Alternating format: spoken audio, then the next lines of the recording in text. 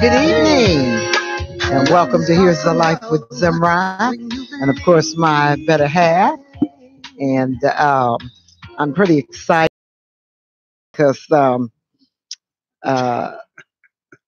I'm going to interview my better half, Mr. Eddie G. Sherman, with some burning questions. And so, ladies, get ready.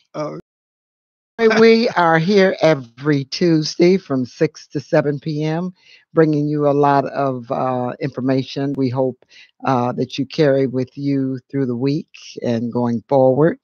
And we always say that when you embrace love, of course, love will embrace you back. And then we say all you give is all you get. So I hope your week has been great. I hope your this past weekend was even greater. And we got Easter coming up. This month is going by pretty fast, don't you think? Like lightning. Yeah. Well, now, so we're already almost the end of April already. Wow. Yeah. So Just got started. Right. So time doesn't wait on anyone. And I'm not going to take up much time and wait on that before I get to some of my questions. This is not going to go well. I got a feeling. Yeah, because he doesn't really know the questions that I have to ask, although here and there, scattered here and there, I tend to ask him. And then I was talking to one of my male coworkers today, too, to get a little feedback from him. But one of the questions, excuse me, one of the questions that I always ask, different gentlemen, but wanted to ask Ed so he can answer for some of our brothers. And one of the things is that I think that, and it always comes up, and we talk about communication within relationships and how important that is, but it tends to be a problem, I think, because women are smart. Women are very knowledgeable. Yeah. Women are very, very strong. Come on, get it out. Yeah. And so my question is, why is it a problem seemingly when women have questions they want to ask you directly, and you always talk about being untruthful, but why is it that men seem to have a problem? And that's not all men either, so I'm not going to say that, but some men, I will say, have a problem listening to their wives or their mate. What do you think why is that, Ed? I don't know. No. Well, it depends on the mate. It depends on the two people involved. If there's a lack of communications in the beginning of a relationship, then it's going to continue throughout the whole relationship. If you got a tendency to know that someone says they listen to you, but they never act on what you say, then they're really not listening. They're just telling you that just to shut you up. But it starts long before that in a relationship. You know when a person's not listening to you because they don't respond in an actual way to whatever your concerns are. So, and it may have to do with the tone, because women are always consistently asking something, or trying to get clarification on something, or trying to get definitions and trying to get some type of security in the relationship. So they're always talking. They require more airtime than most men, and men don't use up that much airtime. They like to get to the point and be done with it. But if you know that if you know your, and that's for all for brothers, if you know your mate, then if there's a concern, or she wants to know something, then what is the problem with, if you know her, then what's the problem with answering it? Well, men don't like to supply too much information. And why is that? Because they will have to hear about it later on. Yeah, Now, when I say listen, some men will say, or some women will say, "Go ahead, you know, empty your heart. You can trust me. Tell me all your secrets. Tell me all about your secret pains. Tell me that. Tell me what concerns you. Tell me what hurts your feeling. Tell me, you can trust me. Tell me." Well, most men have found that once that trust has been violated, they don't do it again. And most women take that information and use it against them. As soon as they get an opportunity when they have a disagreement about something, they're going to bring that up. And they're going to use it because it's effective. It's the one thing that hurts you the most. And they'll make sure they bring that up. Men know that. So you're not going to get the whole truth and nothing but the truth. Because they know no matter who you are, 9 times out of 10, you're going to use that. One day you're going to use that. you really think that? I know that's what men believe. Even if you don't, that's what we believe. That if I tell you everything about me, you will one day use that against me. And that's But what about the and that, simple well, things in life? that's fear. Right. That's And so fear. that's a part of insecurity too, wouldn't you say? Yes, On a man's part. of course. So So what are some of the insecurities that you all that creep into men? vulnerabilities for you to know my weaknesses. But isn't that what your mate is really for? No, I mean it is, but that's not what we're taught. That's not the way we seek a relationship. We don't seek a relationship based on those principles. But doesn't that create somewhat of a separate type of relationship? When you Yeah, because well how is that, how does that work? it doesn't work because 70% of all relationships fail. That's why lack of communication, and it goes deeper than that. But if a man is going through, like you said, it's an insecurity, or then what do you do with that? I'm not really getting that. Well, If you say that you love someone, love is trust. So if you care and you love someone, then you are afraid to be vulnerable as a man, but yet you would like for your woman to be vulnerable. well, see, now we got to go back to the definition of what love is, because nowadays, in this particular dispensation in time, love doesn't mean a whole lot. Love does not. Love is supposed to mean action. Love is supposed. I know you. I do for you. I understand you. I forgive you. I make allowances for your faults. I'm slow to anger when you do something wrong. I understand where that's coming from. We don't do that. We have relationships out of convenience. You, I like you. You look nice. You got a nice job. You're not in jail, so you must be all right. You're not a drug dealer, so okay, fine. But we're not really into the person.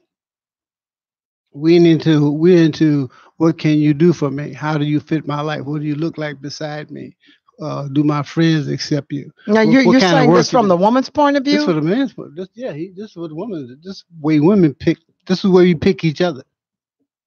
Men have a slightly different type of qualifications, but they're both shallow. You see what I'm saying? They both does not get to the heart of the matter that I want to know your spirit. I want to know who you really are. And most people are not going to show you that until they trust the atmosphere in which they're in. Most marriages fail because Excuse me. one of the partners do not feel secure in the relationship. I do not feel secure enough to be vulnerable enough to tell you what hurts me. Because to do that would give you the ability to hurt me. You and you alone have the ability to hurt me more than anybody else. That's why your friends can't hurt you as much as the person you live with. So that's why men are very cautious until they. That's why there's a lack of trust in just everyday relationships, even with family and children and husband and wives and there's we don't know who we are. In other words, So you're saying that the average man does not really and truly know who they are. The average person doesn't. You have to reach back. You have deep. You have to go to know who you really are. I'm not talking about your name, rank, and serial number, or you. I know where I was born. I know my mother and father. I know I my mean, you're auntie. talking about in the depths of DNA. I'm talking about in the spirit of who you really are, where you came from, and why you act the way you act, and why you respond Well, to that certain comes things. from your DNA, Right. way back. Well, it goes back into you have to know the atmosphere under which you experience life, and we have experienced life totally different from most people on the planet. If you're an African American person, your experience with life is totally different. And that's hard to explain to somebody who's never lived that. They don't know. And you have been taught to suppress that and to go along to get along. Okay, let me ask you this. Do you feel that, like women, do you believe that like women go through menopause? Yeah. Do you feel that men go through menopause, as they somewhat say? They are, where sometimes they become um, short fused. I mean, the least little thing, and they tend to, react, and that's unusual sometimes, I think, for men. But in your opinion, do you feel that men tend to go through menopause? And what would be the reason for that? There comes a time in everyone's life when reassessment of life takes place. In women, it has a physical connotation that certain chemical changes uh, happen in the body and in the brain. And the same thing goes with men. We just react to it differently. They do go through it. They don't know it. We would never admit it, but we do because, like I used to say to people, say, "You're not as patient as you used to be." Oh, I've said that. I I've certainly said that because you well, used to be patient. Like I mean, used to have yeah, more patience, they more call just me about Job. patience as Okay, me. right? They call me Job. No, Yeah. no. Well, there comes a certain time when you reach a certain age until certain things you just don't tolerate anymore because the clock is ticking, and you're thinking, if I've tolerated this all my life, and I'm getting to the stage where that is not working for me, I need to say something, or not say something, or stop doing it. Because once something is not productive, you just stop it, and all of the uh, side talk and excuses just go away because you're too old to hear it, and you don't want to waste your time listening to things that you know is not true. So your patience is very short, and there's nothing wrong with that. You should have had uh, intolerance of ignorance and untrue. You should have had that long time ago. It would have saved you a lot of time A in lot of your life trouble and and a lot of problems. trouble if you would have cut it short then. But once you certain age, you know that you only got X amount of life. You got more life behind you than you have ahead of you. You start to assess yourself. At least you should. And sometimes when people don't assess themselves, they come up short, or they will assess themselves and not like what they see. Now they get frustrated and they become angry. So yeah, angry old people because Yeah. they've checked themselves out and says everything I wanted to do, I did not do it. Everything I said I was not going to tolerate, I tolerated it. And now look where I'm now. Now I'm mad because I didn't do. Well, actually, you should be angry at yourself. Exactly. Make a stop and make a change because it's never too late to change. I don't care how old you are. You should let that message get out that it's never too old for you to stop and change. I don't care if you're in your 80s. If your life is not going the way it was, you can change tomorrow and change your. You don't have to change your circumstance. Just change your spirit because you're in And charge. become more and become more intolerant. No, you become more of who you are, who you say you are, who you were created to be. If I'm a person of truth and I speak truth and I don't tolerate ignorance or backbiting or cause gossip, I can do that tomorrow. Oh, absolutely. I agree. I don't care if I'm 85 years old. I can stop doing that tomorrow. I can stop allowing other people to drag me into conversations about things that don't matter or that has negative effects on other people that I know. Don't bring it to me anymore. Or who you think you are? Oh, you ain't no more fun anymore. Then you find out when you start telling the truth, you will have fewer and fewer friends or so-called friends because they're really not your friend. You will definitely get to understand and see just who people really are. You don't believe me? Start telling the truth. Start being really, really honest with yourself and with everyone else around you and see how many people hang out with you. Like Minister Farrakhan said, he don't have any friends. Really? He said, I don't have anybody I can go to and talk to or just hang out with. Because people are about fronting. They're about showing you who they want you to see, not the real themselves. And that is very, very So if you important. have, like the old saying is, if you have one friend in life, you're lucky. Oh, yeah. One. Yeah. If you get two, you are blessed. People say, what do you mean? I got a lot of friends. No, you don't. You got a lot of acquaintances. You got people who know you and hang with you because you a party person or whatever. You do what they want you to do. But when you really get down and you need somebody, see find out how many friends you really have. That's true. And most people don't ask that question because they don't like the answer. Okay, now, do you believe that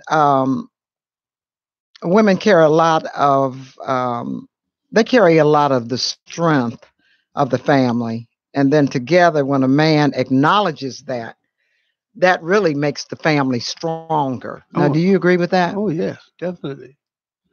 Women are the bearers. No matter what happens, because men are men and we're warlike, violent creatures. Men would go to war all the time, and half of them would come back. The women had to keep the culture together. They had to raise the children and keep everything together for the next generation. That's their job. They'll do that instinctively, despite what you do. So then that's why then it goes right back to what I'm saying. Then if you say that and you believe that, then why is it again that if a woman shows that type of strength, integrity, and well-rounded, then again, why isn't it that men will not listen if their wives suggest something or if their wives direct them to something? What is it that holds them back? Now, you said in some of them it can be an insecurity, or it can, I don't know, maybe feel a threat, or what is it? But then what would be the reason? If you believe the woman is the strength of the family, then what is it that holds a man back from taking direction from his mate, his wife, or his woman that he's been with, say, for a long time? Like sometimes, for example, if I tell you something,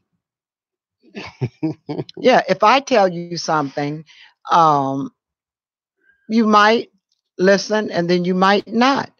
And 9 times out of 10, you don't.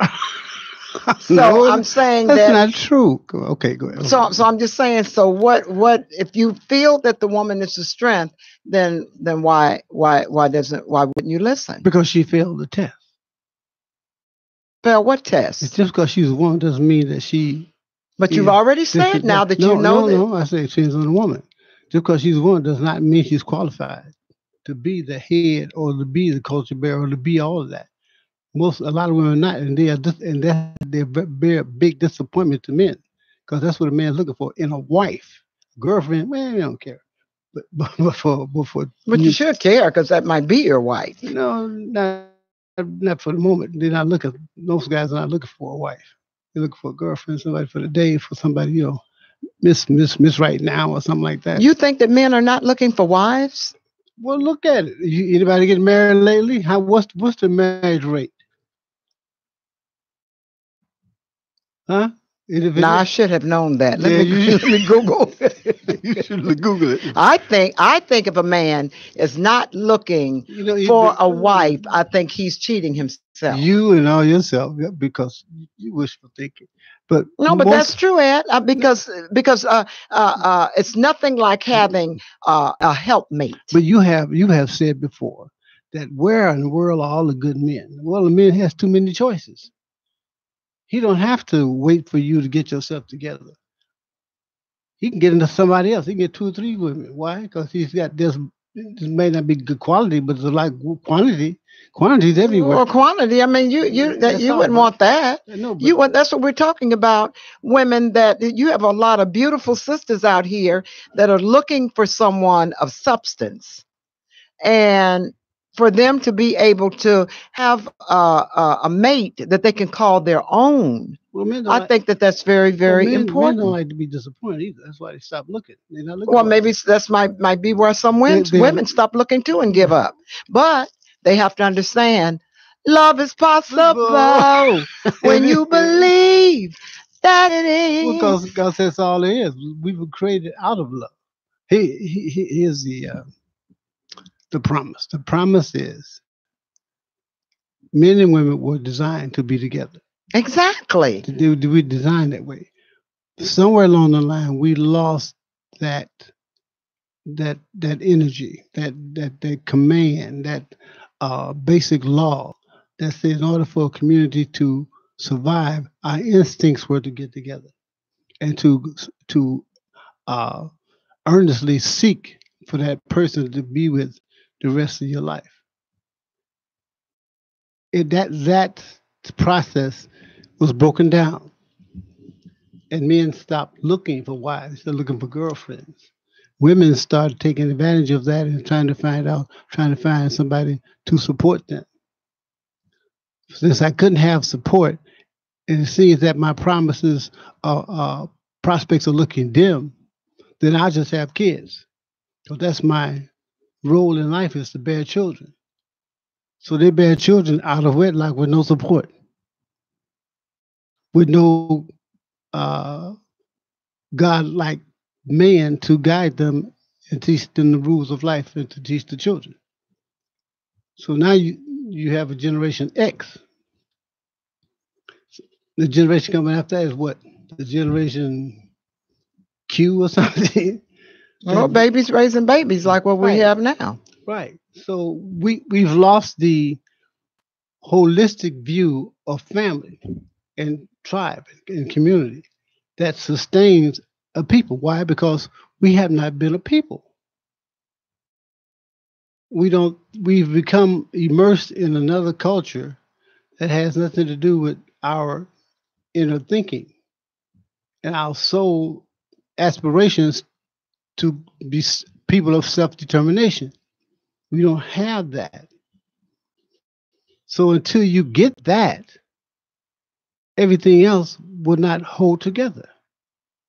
See, once you find out that who you really are, and I've got a theory on this, as a possibility that you are the missing link, and you accept that role, your whole thinking will change, because the good book says, if you believe in it, that the children of God who he had raised and violated the law and got punished, they were sent away and kicked out of the Holy Land.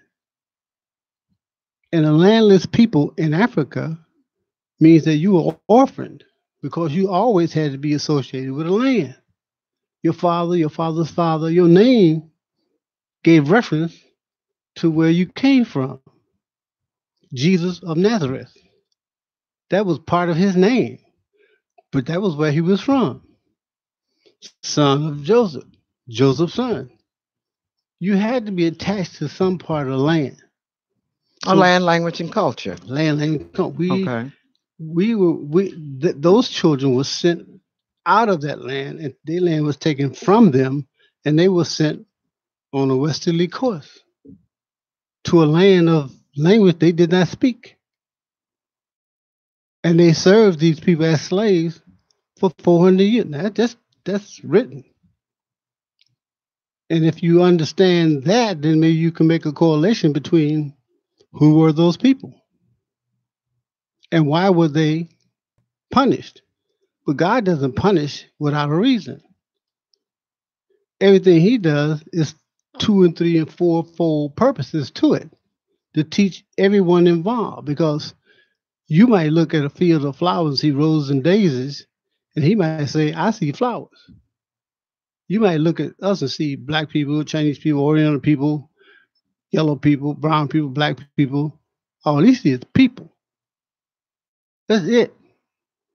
Your differences are small and insignificant, but you just people.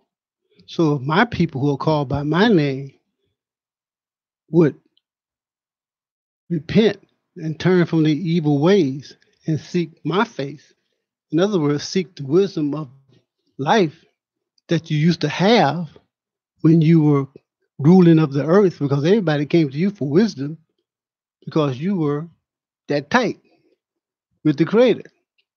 And if you're that tight with the Creator, I see you doing miracles and raising the dead and people walking who were crippled before, I got to believe you.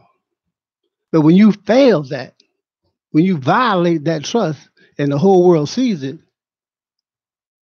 you get taken down because the world has been hurt and they've lost trust in you, and you violate your sacred law. So you're tying that into. So you got destroyed, and that's why you came out of that land and came here. And you're tying that into the fact that you don't have a culture to tie yourself to. Because if you knew that, your main objective was to hold the culture together and to rebuild your world. And to do that, you know that the strongest thing in life is family. You cannot build a country or a city or a town without strong families. That's true. So it starts there. Okay. Now, okay. What about a man and his money? Oh, money. Do you think that if a woman takes charge of that she's taking away your control or your power? Like I was talking to my male coworker. Matter of fact, his name is Ed too. And he was saying that getting better and better. Money is power. He said, "Mama," he said, money is very, very personal. He used that term, and he said, and it's power. Power. Money is powerful. Well, we know that, but what is your idea of money and management of money, and whoever manages the money within, say, a household? What is your opinion of that? You know, that the best manager should really and truly handle the money. What is your opinion of that? Now, I got a different take from him. I want your take on that. Depends on the woman. But you got a strong woman. You have a woman that takes care of business, for example. Then what would be the insecurities on that? And you can rest assured that everything is taken care of and that you can go much further. Can you rest on that? I mean, depends on the man. Can he? For most guys, this is not his first marriage or his first experience. So he holds that present wife who takes care of business or whatever responsible for maybe something that another wife or another mate did not do? Most of the time. And why do they do that? Experience has taught him it's going to take a whole lot of women to bring back that kind of trust. He's not going to do it. I mean, even on a very small level, he's not going to give up everything. But how is that giving up everything? Because that's if you instead of looking at it as giving it up, don't you feel that he would be gaining? Well, not his eyesight. So what is his eyesight seeing?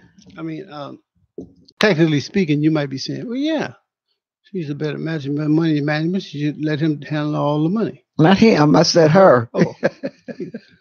I mean, it doesn't matter if it's a man that takes care of business. I was talking to a sister the other day, and she was saying, that her husband takes care of everything. She don't have to worry about none of that. He takes care of everything. She has her account. He has He is, but he takes care of everything. Even that our solution for that was that to keep from having to maintain a certain amount of independence, we have three accounts, Oh at yeah, least three. yeah, we do. We have account that's yours. Hmm. That's got your name on it. I could be a co-owner just in case something happens. Well, that's You for can, Zemrah and Company. and you can be on mine, but that's for my personal stuff. And then the third one is our household. Right, What is required to maintain the household and pay all the bills is maintained in that account, and we right, both have say so over that. right. And that keeps each person with a certain amount of Independence. independence, Hmm. where they have certain control over small amounts to take care of any small to get done. I Hmm. don't want to have to come to you to ask you, baby, can I get a shoe shine or can I get my hair cut? Do you have $10? Absolutely not. That Well, let me ask you this: you don't believe in allowances? not if I get past 18 years old. Doggone allowance. I'm working every day. You talk about allowance. No, we're both of you. All the money is put together, right? Yeah, but And see, then again, your view of the whole organization of family should have a view of this is for us. We exactly. putting too much emphasis on too much power over money. Money doesn't have power. Money is just a means of keeping track. That's all it is. Right. Money doesn't have power. If you give it that, then you're lost from the beginning because money doesn't have that. I would never marry somebody or get divorced or whatever over money. And in this country, that's what most or your major problems in a family is over money. Absolutely. Why would I want to argue over something that I did not print if it ain't got my picture on it? And I'm gonna get upset and get mad and go kill somebody over that piece of paper? It ain't that important to me. Right. So you have to put everything in perspective. It could be money. Well, then if it's not important to you, then It's important, but it ain't that important. Okay. Well, no, not to kill nobody, but I'm saying. But we do that. Okay, so I'm saying that if it's not that important, then why is it a problem relinquishing it then? And you have an allowance. For that very reason. Who has an allowance? People, I ain't got no allowance. Brothers, don't let nobody talk you into that stuff. I'm telling you right now, it's not working. She can talk all day long. Don't go for it. No, he doesn't do that with me. No, he doesn't. I don't care how much he trusts me, and you do trust me. Oh yeah, I don't care how much he trusts me. Implicitly. But that ain't happening. But I still think that a lot of times when it comes to that, if a man is more open with that, I think you can go a lot farther. It also teaches you responsibility. You can't be responsible if you're not in charge of anything, if you're not trusted to take care of something. You can't be in a relationship and say, I don't do nothing. He take all of that. But what you going to do when you get sick or die or something like that? Well, you won't know nothing. You're supposed to be in partnership. If you don't even have control, you're supposed to have knowledge. I agree with that. This is what we're doing. This is what we had over here. This is what we got over here. Over in my account is my business, okay? If you got what you want, you go buy yourself whatever you want.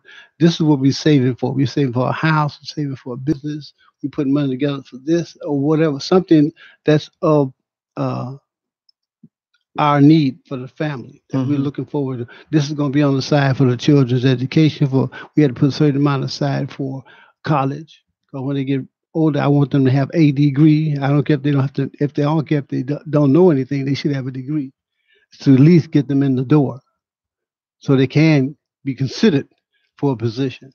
You can't even get considered if you don't have at least a bachelor's degree in something. If something that you don't even like, just get it. That's what they say now. That is the best thing to do. So you have to have that. So we understand that what we are doing, we do it all together. If we fail together. Yeah, and we always say that, when the going get tough, the tough get going. And on that, we're going to hear number 4 from Love is Possible. And you got to get your copy of Love is Possible. Who else? When I look in your eyes, I see the depths of your soul. I see your tenderness, your lovely, your sweetness, my darling. I see you. When I hold your face in the palm of my hands and slowly pull you close, we kiss so tenderly. That's why I see you. I come alive, for my love for you is true. I see you, my darling, my baby, 'cause I see you. If it's morning dawn or moonlight night, my love for you shines oh so bright. I'm vulnerable for happiness, that's why I see you.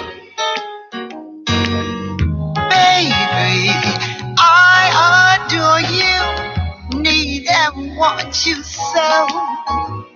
Yes, my lovely, my darling, my love, I see you. I see you.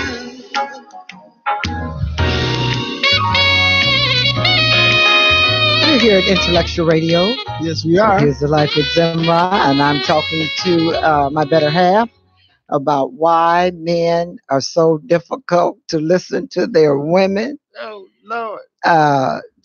Why is it so difficult for them to let you handle their money? Why are they so impatient? Do they really and truly suffer from menopause? And he's answered some pretty good. He's given some pretty good answers. Now, I see you. Mm-hmm. Just quickly describe that. What do you see in that, tying that into a relationship? My song off of my new CD, Love is Possible, and you know it is. I see you. You interpret lyrics very well. How do you view I see you? When I first heard the song, I said to myself, written by Pamela Wilkes, by the way, the lyrics. I kind of related it back to Pandora when she said, with the Marine, she said, I finally see you. And that's what they say when their spirits meet, when they understand the essence of who you are, because what you look like means nothing. It's secondary. But who you really are is what people really see. And that is the way you act, the way you carry yourself, the impression they get, the vibe they get from you. That's the relationship that you're looking for. You're not looking for what a person looks like, because that will change. Yes. And there is... Yes. You better change. Change is necessary. But there was a time when people used to say we were the invisible people because no one saw us. We did not exist. So people had a very negative attitude about us as a people, because we did not exist. And we could prove that because we would go downtown and get in the elevator and people wouldn't even look at you, because to them you did not exist. So when you get the person's attention and they know that your spirit is online with theirs, they say, I finally see you. So you see the inner. I see, because that's the only thing that counts. And that's the truth. But most people these days consider everything else but the inner. Once I look at you physically and size you up and I'm slightly attracted to you physically, then I got to find out who you really are. We stop there. We don't go any past what you look like and how do you make me feel right now. But we don't get to know the person. So until you find out where a person's pain comes from, you can't really get to know them. If a person doesn't really know you, you should consider maybe they're not the right person to spend the rest of your life with. So when you talk about knowing the inner person, then again, when you know, because I think I had mentioned last week that I think when Wanda interviewed us, I was saying that I think the most important thing, at least for me, is to really and truly, like when you say "I see you," is when you know a person, you know their heart. You go inside, you don't judge them if they make mistakes, or you don't put them down. You're not short patient with them because you know how they are. So because you know how they are, then you deal with it. Yeah, well, see, that goes. If you really and truly love them and understand the person, then you're a lot more tolerant. You're a lot more patient because you know the heart of a person. And sometimes I really don't think people get that. Well, they don't, which is why we have the problems today. Well, like I always say, everyone suffers from post-traumatic slave syndrome. It affected everybody. The slave owners, the children of slave owners, everyone. It affects. They say the butterfly effect. You think you're hurting me, but you're hurting yourself. You think you're only doing it to me, you're doing it to everybody. And eventually you will find that out. But I don't know. I'm trying to think. Will there ever be a day when we finally find out that what a person looks like doesn't mean as much as you think it does? That money is not the power that you think it is. That the only true power is you. The only real valuable thing in this world is you. Now that's very true. I agree. And that is what we need to work on. And we need to get into the habit, but it's hard to do because nobody's teaching the children. And the children are our future. So who's teaching them that in order to assess somebody, you have to go into how do I access this person's spirit? How do I recognize it when I see it? What does that process look like? If there is a process, and I've never been taught that process, so how do I know? What is your opinion of attraction? Attraction is invisible. Attraction has nothing to do with the way you look. It really doesn't. Attraction is like a magnet. If you take a magnet and put them together, they will pull and try to get close to each other. But the force that's causing it, you cannot see it. It is invisible. Attraction is an invisible force between spirits of two worlds that you cannot see. You can feel it. You can feel it around you. If you test it, if you play with it, you can see how that force works. Put your hand in front of your face. Get close enough, you can feel your skin react. You can feel the heat comes back and forth. That's what the force is. The attraction has nothing to do with how you look. And once we start teaching that to people and they understand that, we will look for different things. And the most important thing in a person, and that is, what is their spirit like? That is why in our old culture, when we had one, we never named a child till we understood what their spirit was like. When they are first born, before they get to the age of 3 or 4, we call them girl or boy or junior or something. But we never gave them a name until we found out what their spirit was about. And that's the name we gave them as to who they really were. That's why the names meant something. Which is why the first thing you have to do when you want to subjugate a people is to take away their name. And that was done to us. That's why my name is Eddie and Johnson and Clyde and David and all that stuff. Yeah. Those are not because you got 2 last. I don't know what they don't laugh at me. You got 2 last names, Eddie Green. Now I ain't gonna tell the world. See that? I don't know what they was thinking about. That's my point. That's my point. Whenever you get a woman some information, she gonna put you on blast. She can't wait to share it with the world. That's why I'm gonna tell you people nothing. I'm just saying. Yeah. Oh yeah, I'm just saying now. I'm just saying. Okay. I'm just saying. What are they? What can they? I'm agreeing with you about the name. No, you just proved my point. Sherman. No, you proved my point. Exactly. But that's okay, baby. I love you anyway. Both your names. You're still precious to me. Next, so. But I think what you're saying it's been I didn't mean to laugh till I cried, but sometimes I know it happens. I understand. But it's all good because But what you said is very, very, very true. It really it is. People don't. But I think now that I still say that. Brothers, you really need to start. If you really say that you really love a woman and you really care for her, don't be afraid. It's understanding that. It's not that you can do anything about it. You can't change a person. Absolutely. But you have to understand it. He said, get you some wisdom. Understand where you came from and how you came to be. Get understanding so that you understand the information that's been given to you. And he said, with all that get understanding. Yeah. So once you understand these things, you're not as angry as you used to be. Mm-hmm. You don't get upset.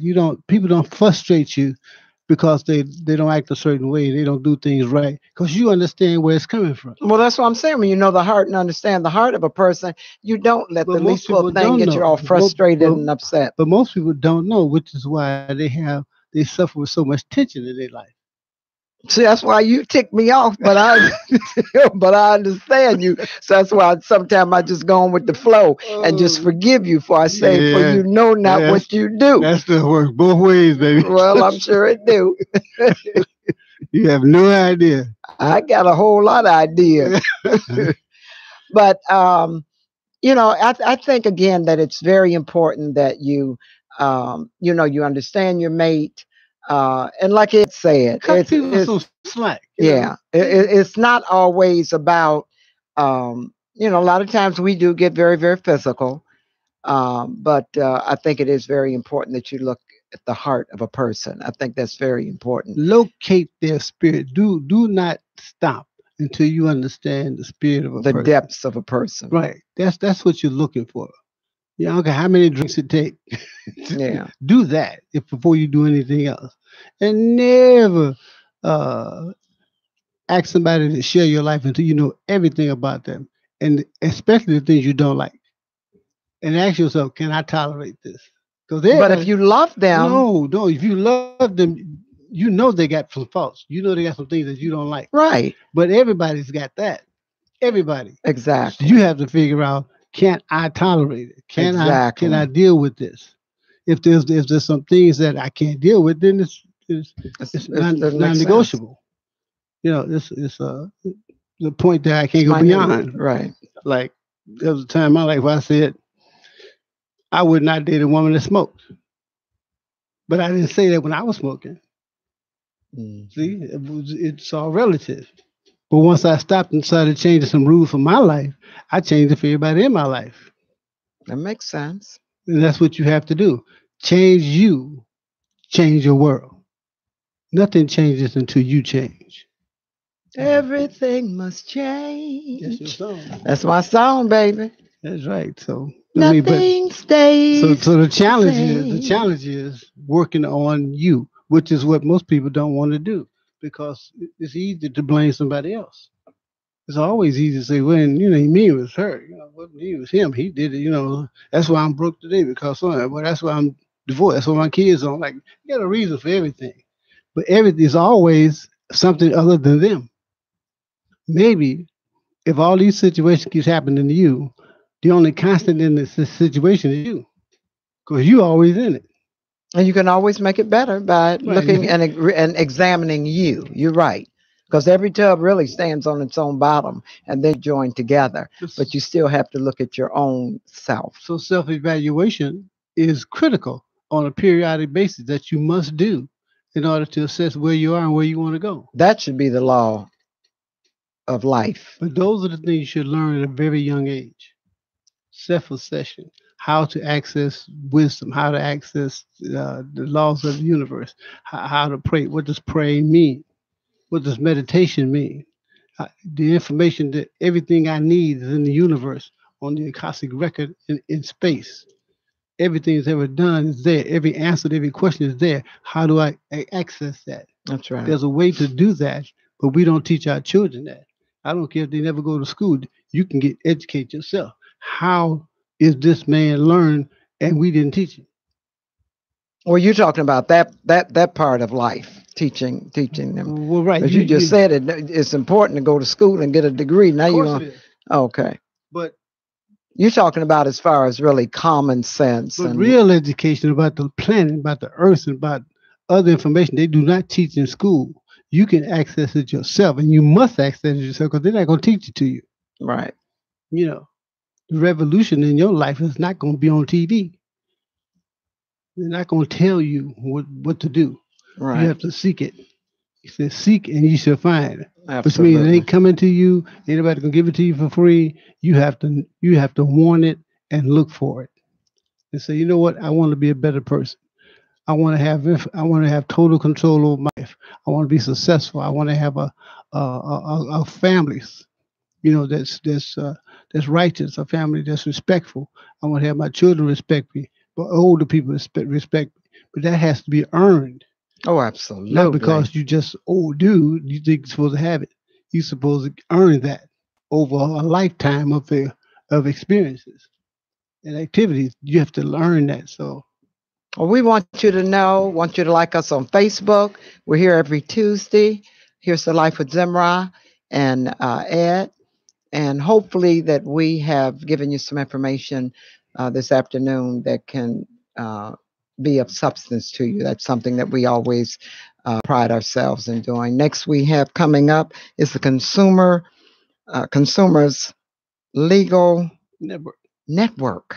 Yeah. So we want you to stay tuned. The Consumers Legal Hour. We want you to stay tuned for that coming up right behind us.